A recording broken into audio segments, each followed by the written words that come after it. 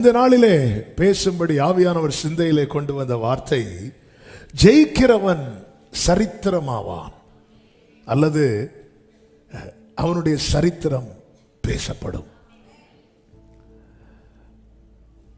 ஜெயிக்கிறவன் சரித்திரம் படைப்பான் அல்லது சரித்திரமாவான்.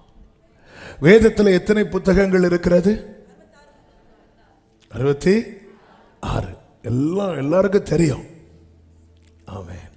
பழைய ஏற்பாட்டில் எத்தனை? இனி கொஞ்சம் ஸ்லோவாகும். 39, 27. அதே போல 66 புத்தகங்களை போல 66 அதிகாரங்கள் அடங்கின ஒரு புத்தகம் உண்டு.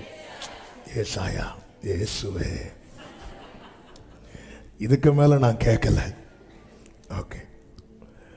இந்த 66 புத்தகங்களிலே தீர்க்க தரிசன புத்தகங்கள் இருக்கிறது, சங்கீதங்கள் இருக்கிறது, சுவிசேஷங்கள் இருக்கிறது, நிருபங்கள் இருக்கிறது, வெளிப்படுத்தின விசேஷம் இருக்கிறது. இந்த புத்தகத்தில் 3 சரித்திரம் இருக்கிறது. ரூத்தின் சரித்திரம், எஸ்தரின் சரித்திரம், யோபுவின் சரித்திரம். நான் அங்க இருக்கிறேன், நீங்க இங்க வாங்க. இப்படிதான் இருக்கணும். கர்த்தர் உங்களை ஆசீர்வதிப்பாராக. இவங்க அதுல ரூத்தை பற்றி தான் இன்னைக்கு பார்க்க போறோம். நல்ல தெரிஞ்ச சாப்டர். ஏன்னா அன்னன்னைக்கு ஆண்டவர் எடுத்து தரும்போது எப்படி இருக்கும்? ஃப்ரெஷ்ஷா இருக்கும். ஆமென். ரூத்தின் சரித்திரம். ரூத் புஸ்தகத்தை எடுத்து வைத்துக் கொள்ளுங்கள்.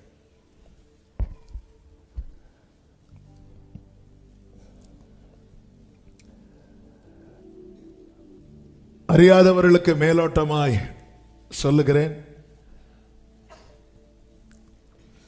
பெத்லகேமில் குடியிருக்கிற ஃபேமிலி தான் நகோமி.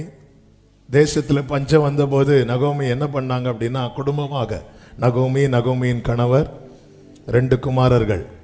குமாரர்கள் பேர் என்ன அப்படின்னா, மக்லோன், கிலியோன். எலிமலேக் நகோமி ஹஸ்பண்ட் பேர். இவங்க எங்கே போகிறாங்கன்னா மோவாபுக்கு போகிறாங்க. மோவாபில் போய் 10 வருஷம் இருக்கிறாங்க. அந்த 10 வருஷத்தில் எலிமலேக் மரிக்கிறான். அங்கே 2 மக்லோன் கிலியோனுக்கு அங்கே மோவாபிய 2 ஸ்திரீகளை விவாகம் பண்ணி கொடுக்குறாங்க. அதில் ஒருவள் பெயர் ஓர்பாள். பைபிள் எப்படி இருக்கு தெரியுமா? மற்றவள். அப்படிதான் இருக்கு. ரூத்தினுடைய ஹிஸ்டரி ஸ்டார்ட் பண்ணும்போதே அதனுடைய 4வது வசனம் மற்றவள் பெயர். மற்றவ இருக்கால, மற்றவள் பெயர் ரூத். இப்படிதான் ஆரம்பிக்குது. 10 வருஷம் நகோமி அங்க இருக்கிறார். 5வது வசனத்தில் சொல்லப்பட்டிருக்கிறது, பின்பு மக்லோன் கிலியோன் என்னும் அவர்கள் இருவரும் இறந்து போனார்கள். அந்த ஸ்திரீ தன் குமாரர் இருவரையும் தன் புருஷனையும் இழந்து. இன்னும் யாரை பத்தி தான் பேச்சு வருது? நகோமியை பத்தி தான் பேச்சு. ரூத்தை பத்திலாம் இப்ப பேச்சு வரல. ஏன்னா ரூத் யாரு? மற்றவளா? வேற யாரை பத்தி சொல்லணும்னா அழகா சொல்லுவோம். மற்றவள். ரூத்து தனித்தவள் ஆகலையா? ரூத்துக்கு இங்க இன்னும் ரூத்து பிரச்சனை எல்லாம் கன்சிடரே பண்ணல. இங்கதான் அவ ஜெயிச்சு வாரா. ரூத்து பிரச்சனை ஒரு பிரச்சனையாவே பார்க்கப்படவில்லை. ரூத்தினுடைய ஆரம்பம் தரித்திரம், ரூத்தினுடைய முடிவு சரித்திரம்.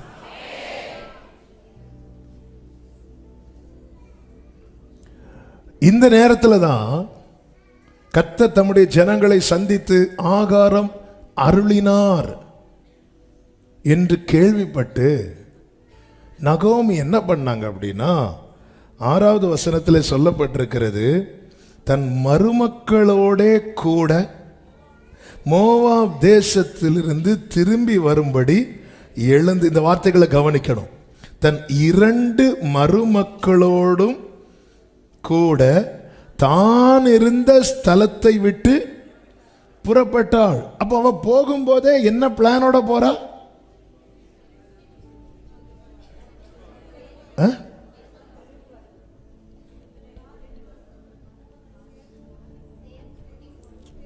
சத்தமா சொல்லுங்க. அதை எல்லாரும் சேர்ந்து சொல்றீங்களா? நான் போகும்போதே தன் 2 மருமக்களையும் கூட்டிட்டு தான் போகணும்னு புறப்படுறா. இல்லைன்னா என்ன பண்ணிருக்கணும்? வீட்டில் வச்சே பேசியிருக்கணும். பேசல. தன் 2 மருமக்களோடும் கூட தான் இருந்த ஸ்தலத்தை விட்டு புறப்பட்டாள்.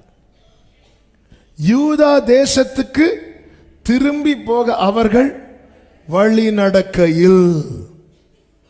அப்போ வீட்டில இருந்து 10 வருஷம் ரூத் ஓர்பால் இருக்கிறாங்க. ஃபர்ஸ்ட் பெயர் ஓர்பால் பெயர் தான் சொல்லப்பட்டிருக்கு, 2வது தான் ரூத். மூத்த மருமக யாரு? ஓர்பால். இப்போ அந்த பிரச்சனை வேண்டாம் நமக்கு. ஓர்பால், ரூத் யூதாவுக்கு போகிறதுக்கு புறப்பட்டு போறாங்க. போற வழியில நகோமி அப்படி நிக்கிறாங்க. நின்றுட்டு தான் சொல்றாங்க, நீங்க போங்க அப்படின்னு. என்ன நகோமி திடீர்னு பிளானை மாத்துறீங்க? வீட்டில இருந்து புறப்படும் போது நல்ல பிளான் தானே போட்டீங்க. திடீரென்று பிளான் மாத்த காரணம் என்ன? காரணம் உண்டு. நகோமிக்கு பிரமாணம் ஞாபகம் வருது. என்ன பிரமாணம் அப்படின்னா, மோவாபியனும் அம்மோனியனும் செய்த செயல் நிமித்தம் மோசேயை கொண்டு எழுதி வைக்கப்பட்டது. உபாகமம் 23:3 அம்மோனியனும் மோவாபியனும் கர்த்தருடைய சபைக்கு உட்படலாகாது, 10ஆம் தலைமுறையிலும் என்றைக்கும் அவர்கள் கர்த்தருடைய சபைக்கு. அது என்னன்னா 10 தலைமுறை தாண்டினாலும் இவன் உள்ள வரக்கூடாது. அப்படிப்பட்ட சாபம் நிறைந்த இடம்தான் மோவாப். நகோமி அந்த மேட்டர்லாம் சொல்லலைங்க. நகோமி வேற மேட்டர்லாம் சொல்லிட்டு நீங்க வரண்டா சொல்றாங்க. 8வது வசனம், நகோமி தன் 2 மருமக்களையும் நோக்கி, அது எப்ப சொல்றாங்க? முந்திர வசனத்தை பாருங்க. யூதா தேசத்திற்கு திரும்பி போக அவர்கள் வழி நடக்கையில். நடந்துட்டு இருக்கும் போதே யோசிக்கிறாங்க. இப்படி ஓர்பாளையும் பார்த்துருப்பாங்க. ரோத்து, நம்ம எங்க போறோம்? பெத்லகேமுக்கெல்லாம் போறோம்.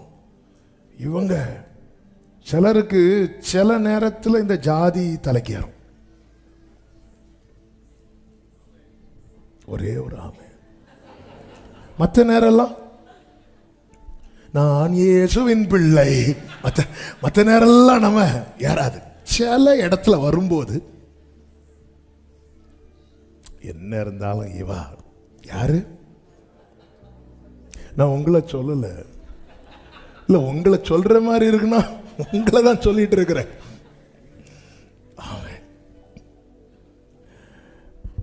சில நேரத்தில் அப்படி சொல்லிட்டு நீங்கள் திரும்பி போங்கள் சொல்லிட்டு அடுத்த வார்த்தை சொல்றவங்க, மரித்து போனவர்களுக்கும் எனக்கும் நீங்கள் தயை செய்தது போல கர்த்தர் உங்களுக்கும் தயை செய்வாராக. என்ன ஒரு வாழ்த்து! சொல்லிவிட்டு அடுத்து சொல்றான், கர்த்தர் உங்கள் இருவருக்கும் வாய்க்கும் புருஷனுடைய வீட்டிலே நீங்கள் சுகமாய் வாழ்ந்திருக்க செய்வாராக. சிலர் பாதியிலே கழட்டி விடும் போது நல்ல வாழ்த்தி கழட்டி விடுவாங்க. அப்புறம் ஏதோ சில நேரத்தில் ஒருத்தங்க அவங்க காரில் போறாங்க.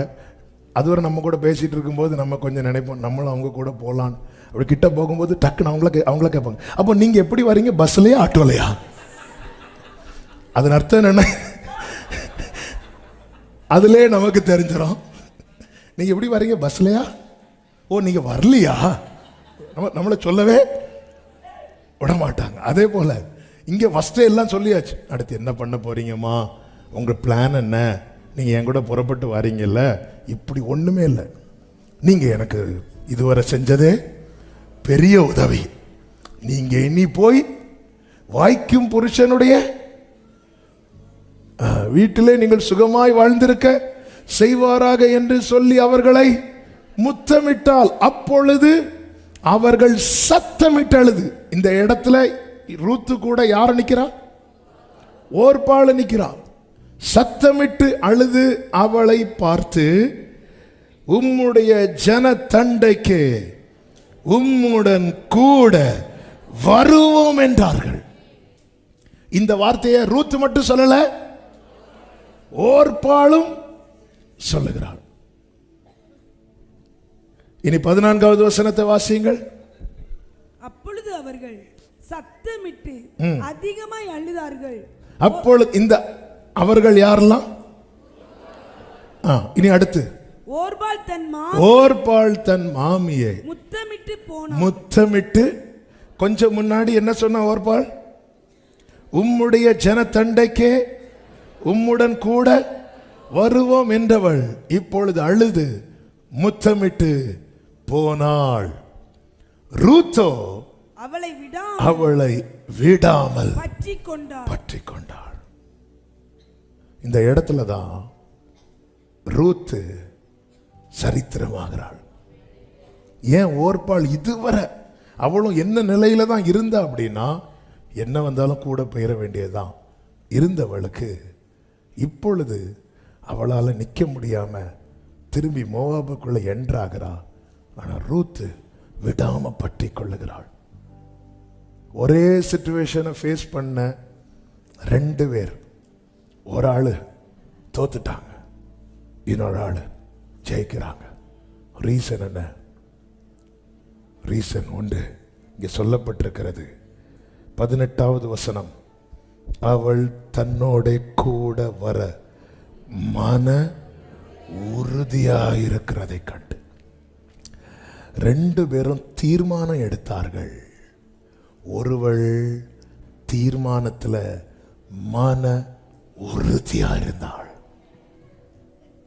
2 பேருடைய தீர்மானமே பெத்லகேமுக்கு போறது. 2 பேருடைய தீர்மானமும் ஒரே தீர்மானம். 2 பேருடைய தீர்மானத்தையும் ஒவ்வொரு தராசில வைத்து பார்த்தா பேலன்ஸா தான் இருக்கும். ரூத்துக்கு என்ன தீர்மானமோ அதே தீர்மானம் தான் ஓர்பாளுடைய தீர்மானம். 2 பேருடைய தீர்மானமும் ஒரே தீர்மானம். ஆனால் ஒருவள் தீர்மானத்தில் மன உறுதியா இருந்தாள். அதுதான் சொல்றா, நீர் போகும் இடத்திற்கு நானும் வருவேன். 16, நீர் தங்கும் இடத்திலே நானும் தங்குவேன். 17, நீர் மரணமடையும் இடத்தில் நானும் மரணமடைந்து அங்கே அடக்கம் பண்ணப்படுவேன். மரணமே அல்லாமல் வேறு ஒன்றும். அதன் அர்த்தம் என்ன? நான் எடுத்த தீர்மானம் என் மரணம் வரைக்கும் என் கூட இருக்கும். இதான் மன உறுதி. நம்ம நிறைய தீர்மானம் எடுக்கிறோம். ஆகஸ்ட் 1ஆம் தேதிக்கு ஒரு தீர்மானம் எடுத்தோம். 31ஆம் தேதி பல தீர்மானம் எடுப்போம். இந்த நேரம் நான் சாப்பிட மாட்டேன், இந்த சாப்பாடை சாப்பிட மாட்டேன். அந்த தீர்மானத்தெல்லாம் பிரேக் பண்ணிட்டு வந்து ஒன்றும் தெரியாதது போல உட்கார்ந்து இருக்கிறோம். தீர்மானம் எடுக்கும் போது செய்யணும் தான் எடுக்கிறோம். ஆனா ஏன் தீர்மானத்தை நிறைவேற்ற முடியலைன்னா, அந்த தீர்மானத்தை குறித்து நமக்குள்ள என்ன இல்லை தெரியுமா? அந்த மன உறுதி இல்லை.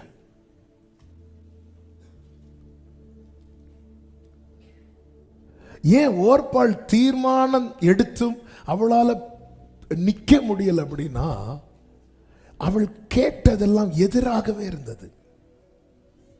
அவள் கேட்டதெல்லாம் இங்க பாருங்க, இந்த 13வது வசனத்துல நகோமி சொல்றாங்க, என் மக்களே கர்த்தருடைய கை எனக்கு விரோதமா இருக்கு. போச்சு போ. கேட்டது எதிரா இருக்கு. அடுத்த வார்த்தை சொல்றாங்க, என்ன சொல்றாங்க அப்படின்னா 12, என் மக்களை திரும்பி போங்கள், நான் வயது சென்றவள், ஒரு புருஷனுடன் வாழத்தக்கவள் அல்ல. அப்படிப்பட்ட நம்பிக்கை எனக்கு உண்டாயிருந்து பிள்ளை பெற்றாலும் பெரியவர்களாகும் போது நீ புருஷருக்கு வாழ்க்கைப்படாதபடிக்கு நீங்கள் பொறுத்திருப்பீர்களோ? அது கூடாது. நம்பிக்கைக்கு எந்த வாய்ப்பும் இல்லை. கேட்டதெல்லாம் எதிராக இருக்கிறது, நம்பிக்கைக்கு எந்த வாய்ப்பும் இல்லை. அதை விட இன்னொரு வார்த்தை நகோமி சொல்லுவாங்க 13 கடைசியில, உங்கள் நிமித்தம் எனக்கு மிகுந்த விசனம் இருக்கிறது. சொல்லி சொல்லி சொல்லி சொல்லி முதல்ல என்ன எப்படி ஆரம்பிச்சாங்க தெரியுமா? நீங்க பாராட்டுன தயை ரொம்ப பெருசுப்பா. கடைசியில வந்து என்ன சொல்ல ஆரம்பிச்சிட்டாங்கன்னா, உன்னால எனக்கு தலைவலி. ஆமென், ஹல்லேலூயா. உன்னால எனக்கு தலைவலி. இப்படி சொல்றவங்க கூட நம்ம பயணிப்போமா? தயைன்னு சொல்லி ஆரம்பிச்சு தலைவலியில கொண்டு வந்து முடிச்சிட்டாங்க.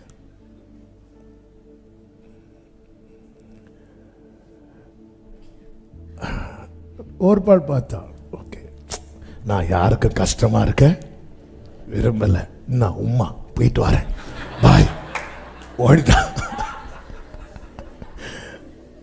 ரூத்து பார்த்தா, நான் தீர்மானம் எடுத்துட்டேன், யார் என்ன சொன்னாலும்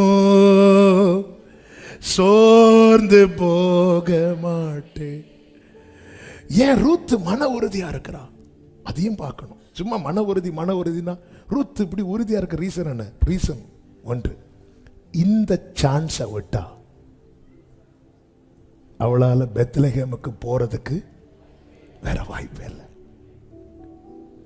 இந்த 10 வருஷத்துல நகோமி கர்த்தரை குறித்து சொல்லிட்டு இருக்கிறாங்க. அதனாலதான் ரூத் சொல்லுகிறாள், உம்முடைய தேவன் என் தேவன். ஒரு மனுஷன் எதையும் சீக்கிரம் மாத்திருவாங்க, தெய்வத்தை மாற்ற மாட்டாங்க, ஈஸியா மாற்ற மாட்டாங்க. ஏன்னா அப்படி ஒரு, அதுலயும் நம்முடைய இந்தியன் கல்ச்சருங்கிறது அதே போல ஒரு பக்தியுள்ள கல்ச்சர் வேற எங்கேயுமே. அது எதுல பாருங்க, தங்கள் தெய்வத்தோடு அவ்வளவு நெருங்கி இருப்பாங்க, அவ்வளவு. வேற எதுல வேணா நல்ல அன்பான எல்லாம் ரைட்டு, ஆனா அந்த தேவனுடைய விஷயத்துல மட்டும் அதை மட்டும் நீங்க சொல்லாதீங்க. அதை மட்டும் அவங்க நம்பிக்கையை அப்படி வச்சிருப்பாங்க. ஒரு மனுஷன் எதையும் மாத்திரலாம், வீடை மாத்துவான், எதையும் மாத்துவான், தெய்வத்தில் அப்படி ஈஸியா மாற்ற மாட்டான். இங்கே ஸ்டேட்மெண்ட் கொடுக்கிற உம்முடைய தேவன். அதனால தான் ஏசபேல் ஆகாபு ஏசபேலை விவாகம் பண்ணி கொண்டு வந்த போது ஏசபேல் எதையும் தூக்கிட்டு வாரா, பாகாலையும் தூக்கிட்டு வாரா. அப்படிலாம் ஈஸியா மாற்ற மாட்டாங்க. அப்போ இந்த அளவுக்கு அப்போ அவ கேள்விப்படுறா, ஒரு ஜீவனுள்ள தேவன் ஒருவர் உண்டு என்பதை கேள்விப்படுகிறான். அவ பெத்லகேமுக்கு போகணும். அந்த பெத்லகேமுக்குள்ள இந்த மோவாபிய ஸ்திரீக்கு இனி என்றாக சான்ஸ் இருக்குமான்னு கேட்டா, இனி வாய்ப்பு. இந்த வாய்ப்பை விட்டா, அதாவது கிடைக்கிற வாய்ப்பை எவன் ஒருவன் கடைசி வாய்ப்பை பார்க்கிறானோ அவன் உறுதியா இருப்பான். ரொம்ப லாஸ்ட் சான்ஸ். அதாவது இந்த ஃபாரின்ல எல்லாம் இந்த நர்சிங் வேலைக்கு போவாங்க. அப்போ அங்கே டெஸ்ட் எழுதணும். ஒவ்வொரு கண்ட்ரிக்குன்னு ஒவ்வொரு எக்ஸாம் உண்டு. அந்த எக்ஸாம் ஒரு 3 அட்டெம்ப்ட் எழுதலாம், அப்படிதான் நினைக்கிறேன். இப்போ சவுதிக்குன்னு ஒரு எக்ஸாம், ஒவ்வொரு கண்ட்ரிக்கு ஒவ்வொரு எக்ஸாம் இருக்கு. ஒரு 3வது அட்டெம்ப்ட், அதாவது ப்ரேயர் ரிக்வெஸ்ட் சொல்லுவாங்க, முதல் 2 ஃபெயிலாக இருப்பாங்க. அந்த 3வது அட்டெம்ப்ட் சொல்லும்போது அவங்க சொல்லும்போதே அவங்களுக்கு அவ்வளோ பதட்டம் இருக்கும். ஏன்னா இதை விட்டா எனக்கு இனி அங்கே என்ன செய்ய முடியாது, வேலை கிடைக்காது. அதுக்காக உடனே எழுத மாட்டாங்க, வெயிட் பண்ணுவாங்க, படிப்பாங்க, உறுதியா இதில் எப்படியாவது எடுத்துடணும். இந்த நகோமி இல்லாம இந்த ரூத்துக்கு எப்படி என்றாக முடியும்? என்ன சொல்லி என்றாக முடியும்? ஏன்னா 10ஆம் தலைமுறை ஆனாலும் சபைக்கு உட்படலாகாது. இப்படி ஒரு சாபம், இப்படி ஒரு தடை தலைமுறையா இருக்க அவளுக்கு ஒரு வாய்ப்பு கிடைக்குது. பிரியமான கர்த்தருடைய பிள்ளைகளே, வாழ்க்கை ஃபுல்லா நெருக்கப்பட்ட நிலை, தடை, போராட்டம், இப்படிப்பட்ட சூழ்நிலையில் இருக்கும்போது கர்த்தரிடத்தில் சேரும்படியாய், நெருங்கும்படியாய் ஒரு வாசல் உங்களுக்கு முன்பாய் திறக்கப்பட்டிருந்தா, அந்த வாய்ப்பை நீ தவற விட்டா நீ ஓர்பாளாயிருவ. அந்த வாய்ப்பை நீ பயன்படுத்தினா நீ ரூத்தாயிருவ. ஹல்லேலூயா. மன உறுதியாய், மன உறுதியாய் இருந்து, எனக்கு சான்ஸை நான் மிஸ் பண்ண விரும்பல, உறுதியா இருக்கிற இப்படி ஒரு வாய்ப்பு இனி கிடைக்காது. நம்ம நம்ம நம்ம நினைக்கிறோம், இந்த இந்த நினைச்சது மாதிரி இந்த ஆகஸ்ட் ஜெபத்துக்கு என்னால ஜெபம் பண்ண முடியல, அதனால அடுத்த ஆகஸ்ட் ஜெபம். நமக்கு தெரியாது இந்த ஓர்பாள் என்ன ஆனா, அவள் வாழ்க்கைப்பட்டாளா தெரியாது, ஒண்ணுமே தெரியாது, சரித்திரத்திலே இல்லாம ஆயிட்டான். தீர்மானம் கரெக்டா தான் எடுத்தாங்க.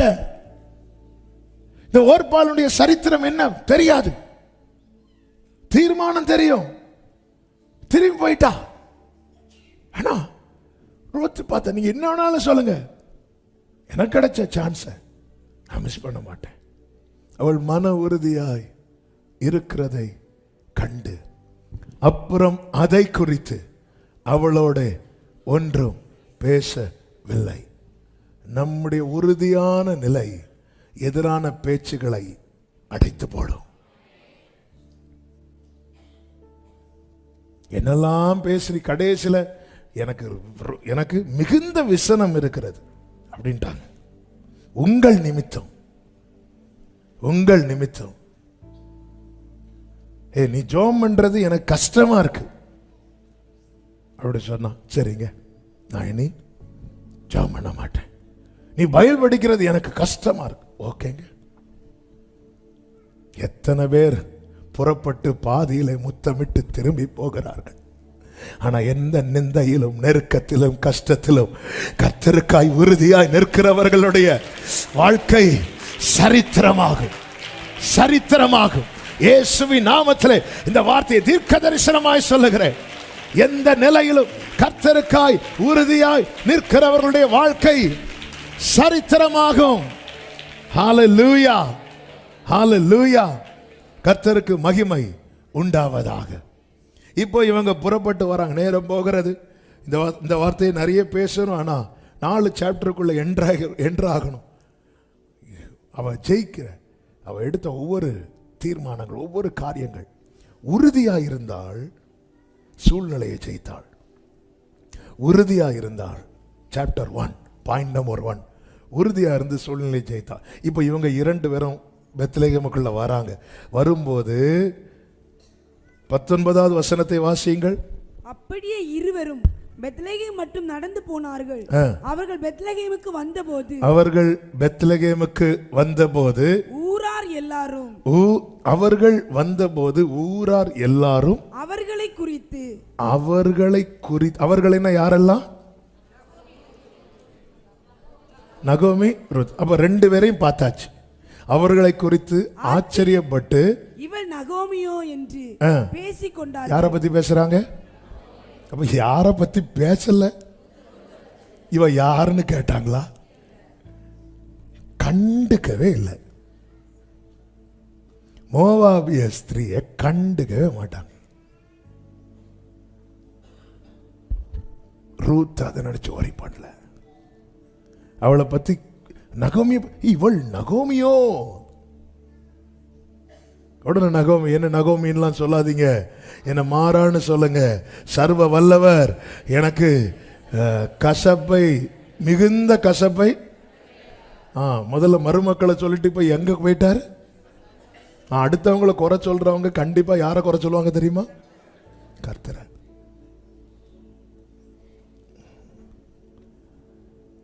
மார்த்தாள் வந்து வந்து வந்து வந்து வந்து கடைசியில் யாரையே குறை சொல்ல ஆரம்பிச்சிட்டாங்க தெரியுமா?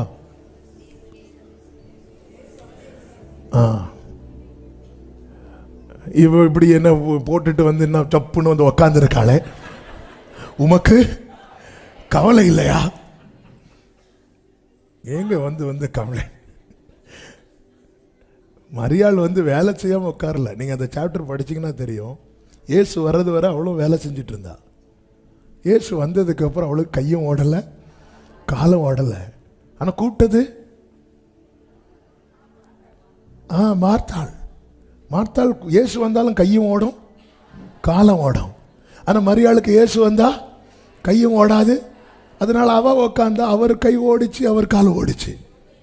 அவ்வளோதான். நீங்கள் அமர்ந்திருந்து நானே தேவன் என்று அறிந்து கொள்ளுங்கள். மார்த்தாள் இதை அறிய விட்டுட்டாங்க.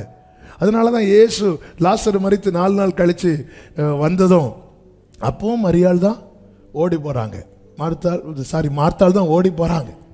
மரியாள் வீட்டில் அதே போல் அப்படி உட்காந்துருந்து அழுதுட்டு இருக்காது. அவங்க உட்காந்து இருக்கிறாங்க. என்ன செய்ய, ஒன்று சிரிச்சிட்டு இருப்பாங்க. நேர மரியாள் வந்தோடனே நீங்கள் இருந்திருந்தா இப்படி நடந்திருக்குமா? நீ விசுவாசிக்கிறாயா? விசுவாசிக்கிற ஆண்டவரே, கடைசி நாளில் உயிரோடு எழுப்புவீர். நானே உயிர் தெழுதலும் ஜீவனமா இருக்கிற விசுவாசிக்கிற ஆண்டவர், கடைசி நாள் போய் அவளை கூட்டிடுவாப்பா பா. உடனே மார்த்தாள் நேரா போய், போதகர் வந்திருக்கிறார், உன்னை அழைக்கிறார். இங்கேதான் மேட்ரு. அவ ஓடி வந்து மரியாள் செய்யாத ஒன்றை செய்தாள். என்ன தெரியுமா? பாதத்தில் வந்து அழுதான். இதுதான் என்னுடைய விசுவாசம். எனக்கு தெரியாது, எனக்கு எந்த நல்ல தெரியாது, ஆனா நான் பாதத்தில் இருந்தா.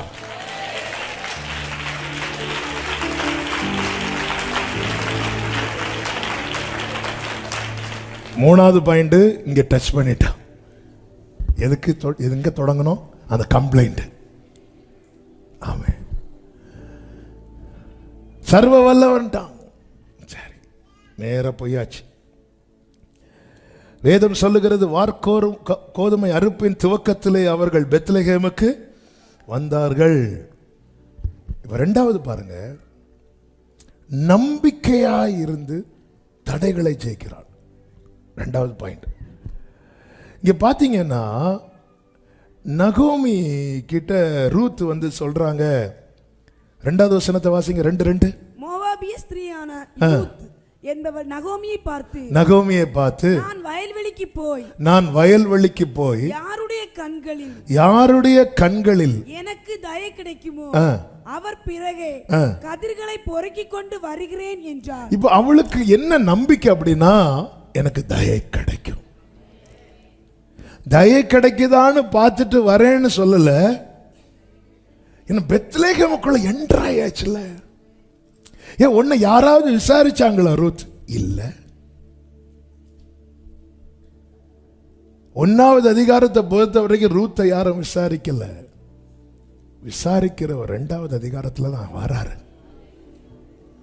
உன்னை விசாரிப்பாரற்ற சீயோன் என்று சொல்லி உனக்கு தள்ளுண்டவள் என்று எத்தனை பேர் சொன்னாலும் கர்த்தராகிய நான் உனக்கு ஆரோக்கியம் வரப்பண்ணி உன் காயங்களை ஆற்றுவேன். அவளுக்கு தெரியும், நான் உள்ள என்ட்ராயிட்டேன், எனக்கு தயை வரும். ஆனா எங்கிருந்து தயை வரும்னு ரூத்துக்கு தெரியல. அதனால சொல்ற, நான் போறேன். ஏன்னா தயை இல்லாமல் மோவாபிய ஸ்திரீக்கு என்றாக முடியாது. தயை இல்லாமல் நமக்கு இந்த சமூகத்தில் நாம் சுபாவப்படி இருந்த கிளைகள் அல்ல. நாம் வெட்டப்பட்ட இடத்துல ஓட்டப்பட்டவர்கள். அவ அப்படி போகும்போது அது போவாசுடைய நிலமா இருந்துச்சு. இப்போ அவ போய் என்ன பண்றா அப்படின்னா, அறுப்பறுக்கிறவர்களுக்கு பிறகு பின்னாடி நின்று கதிர் பொறுக்க நிற்கிறா. அதாவது அறுப்பறுக்கிறவர்கள் உண்டு. அறுப்பறுக்கும் போது நிறைய சிந்தம், சிலதை வந்து சிந்த விடுவாங்க. அப்போ அதை எடுக்கிறதுக்குன்னு ஒரு கூட்டம் போய் நிற்பாங்க. கிடைக்கலாம், கிடைக்காமலும் போகலாம். அதுக்கு பின்னாடியில போய் லாஸ்டா போறா, லாஸ்டா நிக்கிறா. அப்போ வந்து நிறைய இடத்துல வந்து அவளுக்கு வாசல் அடைக்கப்பட்டது. சும்மாலாம் அப்படி உள்ள ஒரு வயல் நிலத்துக்குள்ள என்ட்ராக முடியாது. தயை இல்லாமல் அவருடைய வயல் நிலத்தில் என்ட்ராக முடியாது. இன்னைக்கு அவருடைய சமூகத்தில் நானும் நீங்களும் இருக்கிறோன்னா அந்த கண்ணில் கிடைச்ச தயை மட்டுமே. அவருடைய சமூகத்தில் கொண்டு வந்த வேர்டை நான் அப்படியே சொல்றேன். ஆவியானவர் பேசினது, அவருடைய சமூகத்தில் கொண்டு வரப்பட்டவன் தயையை நோக்கி நகர்த்தப்படுவான். இங்கே சொல்லப்பட்டிருக்கிறது தற்செயலாக. 3வது வசனத்தை வாசிங்க. அவள் போய் வயல்வெளியில் அறுக்கிறவர்கள் பிறகே தற்செயலாக அவளுக்கு நேரிட்ட அந்த வயல் நிலம் எலிமெலக்கின் வம்சத்தானாகி போவாஸ் உடையதா இருந்தது. நமக்கு தான் அது தற்செயல். ஆனால் காட்ஸ் பிளான் என்பது, ஏன்னா நமக்கு தெரியும் இந்த ரூத்தை கர்த்தர் எந்த வரிசையில கொண்டு வர தீர்மானித்தார் தெரியுமா? இயேசு கிறிஸ்துவின் வம்ச வரலாறு. அப்போ இயேசு கிறிஸ்துவின் வம்ச வரலாறு திட்டம் எப்போ போடப்பட்டிருக்கும்? உலக தோற்றத்துக்கு முன்னே அடிக்கப்பட்ட என்று சொல்லப்பட்டிருக்கிறது. உன் வித்துக்கும் ஸ்திரீயின் வித்துக்கும் பகை உண்டாக்குவேன் என்று கர்த்தர் ஆதாம் ஏவாளை வஞ்சித்த சர்ப்பத்தை துரத்தும் போது சொன்னார். அதன் அர்த்தம் என்ன? எங்கேயோ இருந்த நம்மளை அவர் சமூகத்தில் கொண்டு வரார்னா கர்த்தருடைய ஒரு பெரிய திட்டத்துக்குள்ளே நம்மை தேவன் இணைத்து வைத்திருக்கிறார். ஆமென் சொல்றவங்க நல்ல கையை தட்டி. இப்போ போவாஸ் வரார். தற்செயலாக அவளுக்கு நேரிட்ட அந்த வயல் நிலம் போவாஸ் உடையதா இருந்தது. நல்ல கவனிங்க. அப்பொழுது போவாஸ் பெத்லகேமில் இருந்து வந்து, எப்பொழுது? ரூத்து வயல் நிலத்துக்குள்ள என்றானதுக்கு அப்புறம்.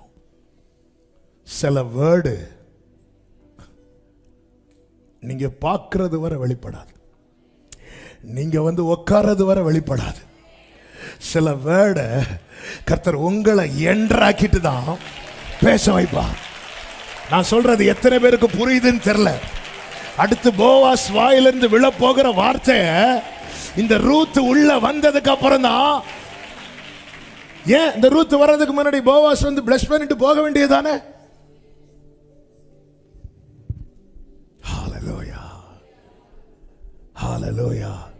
இந்த ஏன்னா அவருடைய வயல் நிலம் எப்போ வேணாலும் வரலாம். அது எப்படி கரெக்டா ரூத் உள்ள என்றானதுக்கு அப்புறம் போவாஸ் வராங்க? ஃபர்ஸ்டே போவாஸ் வந்து சொல்ல வேண்டியதை சொல்லிட்டு போக வேண்டியதானே? அதனால தான் அடிக்கடி சொல்லுவேன், என்ன ஏன் இந்த வசனத்தை கேட்க வைக்கணும், என்ன ஏன் இந்த வசனத்தை பார்க்க வைக்கணும்? இப்படிப்பட்ட ஒரு தேடல் நம்ம இருதயத்தில் இருந்து கொண்டே இருக்கணும். இங்க இருக்கிற எத்தனை பேர் சாட்சியா சொல்ல முடியும்? சில வார்த்தைகளை நான் வந்ததுக்கு அப்புறம் தான் கர்த்தர் சொல்ல வச்சிருக்கிறார். அப்படி சொல்றவங்க மட்டும் glory. ஆமென். இது எனக்கான ரேமா. ஹalleluya. சட்டல நைட்டு திடீர்னு அப்படி ஒரு மொழி போறோம். அதாவது ஒரு சர்மன் ஓடிட்டு இருக்கும்போது தூங்கிட்டு திடீர்னு எழும்பும்போது டப்புன்னு காதில் ஒரு வேர்டு விடும். அவ்வளோதான் பா. ஆமென் ஆமென் ஹல்லேலூயா. அதன் அர்த்தம் என்ன? இந்த ரூத் வந்ததுக்கு அப்புறம் தான் அவன், ஏன்னா அவர் பேசும்போது விழணும். அப்பொழுது போவாஸ் வந்து, கர்த்தர் உங்களுடனே இருப்பாராக. உடனே அவங்களும் உம்மோடும் அப்படி இல்லை, அவங்க கர்த்தர் உங்களை ஆசீர்வதிப்பாராக, கர்த்தர் உங்களுடனே இருப்பாராக. இப்படி சொல்லும் போது எல்லாரும் எழும்பி நின்று பிளஸ் பண்ணும்போது ரூத், அந்த சாப்டர் அப்படியே உங்க கண்ணு முன்னாடி கொண்டு வர, ரூத் மட்டும் அப்படி குனிஞ்சிருக்கிறாங்க. ஏன்னா அடுத்து ஒரு ஆமேன் சொல்லணும்னு கூட இந்த ரூத்துக்கு தெரியாது. ரோமன் கேத்தலிக் சர்ச்சில் எல்லாம் ஆண்டவர் உங்களோடு இருப்பாராக, உடனே எல்லாரும் என்ன சொல்லுவாங்க பாத்தீங்களா? அங்கே கூட்டம் இருக்கு இருப்பா. ஏன்னா நான் ஆர்சி ஸ்கூலில் தான் படித்தேன். அங்கே அது எப்படா வரும்னு சில இந்த ஃப்ரைடே மாஸ்டர்லாம் கூட்டிட்டு போகும்போது அப்படியே இருப்போம், எப்படா அது வரும் அப்படின்னு இருப்போம். வந்ததும் சொல்லிட்டு இது தெரியாத ரூத்துக்கு சொல்ல. அதனால எல்லாரும் சொல்லும்போது ரூத் மட்டும் இப்படி நிற்கிறாங்க. அடுத்த வசனம், அப்பொழுது அறுக்கிறவர்கள் கண்காணிய. வசனம் போடுறவங்க கொஞ்சம் அப்டேட்டடா இருங்க. 6வது வசனம், அறுக்கிறவர்கள் மேல் கண்காணியாக வைக்கப்பட்ட அந்த வேலை. அதுக்கு முன்னாடி பின்பு போவாஸ் அறுப்பறுக்கிறவர்கள் மேல் கண்காணியாக வைக்கப்பட்ட தன் வேலைக்காரனை நோக்கி, ஏன் அப்படி கேட்கிறார் தெரியுமா? அந்த கூட்டத்திலேயே அவ தனித்தவளா நிற்கிறார். யாரும் சொல்லி கொடுக்கல. போவாஸ் வரும்போது இப்படி சொல்லணும், ஒண்ணுமே இன்னும் சொல்லணும்னா இப்படி தலை குனிச்சே நிற்கிறான். எல்லாரும் நிற்கும் போது இவருடைய கண்கள் அவளை இப்படி பார்க்குது. கடந்த நாள்ல என்கிட்ட பேசின ஒரு வார்த்தை என்னால, ஏன்னா போவாஸ் கிறிஸ்துவுக்கு நிழல், அதனால தான் இந்த சரித்திரம் எழுதப்பட்டது, இல்லைன்னா எழுதப்பட்டிருக்காது. பைபிள் ரொம்ப சுருக்கி எழுதி நம்ம கையில் கொடுத்துருக்குறாங்க. அப்படியே கிறிஸ்துவின் சாயல். ஏன்னா பைபிளை நீங்க ஃபுல்லா கிறிஸ்துவை பார்க்கணும். ஏன்னா இந்த போவாஸ் மீட்கிறவராக அறியப்படுகிறார்.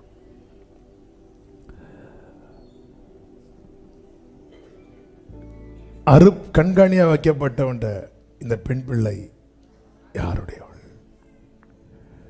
அந்த கண்காணி போவாஸுக்கு கொடுத்த ரிப்போர்ட் என்னவென்றால், 6வது வசனம், அறுக்கிறவர்கள் மேல் கண்காணியாக வைக்கப்பட்டவன் பிரதி, இவள் மோவாப் தேசத்திலிருந்து நகோமியோட கூட வந்த.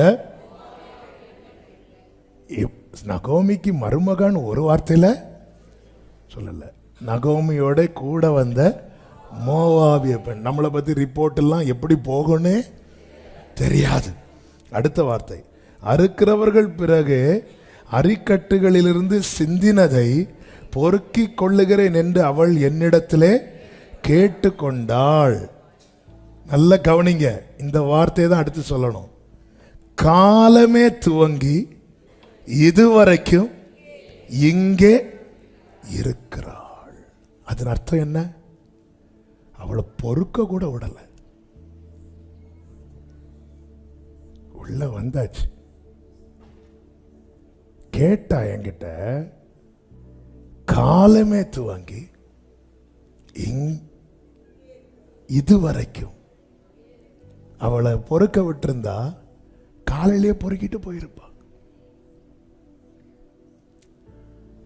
ஆண்டவர், எத்தனை வருஷமா இருக்கிறேன் ஆண்டவர் உங்க சமூகத்தில். சில காரியங்கள் உனக்கு அனுமதிக்கப்படலை, ஆனா நீ அவர் சமூகத்தில் தான் இருக்கிறேன்னா புரிந்து கொள், உன்னை ஒருவர் சந்திக்க வருவார்.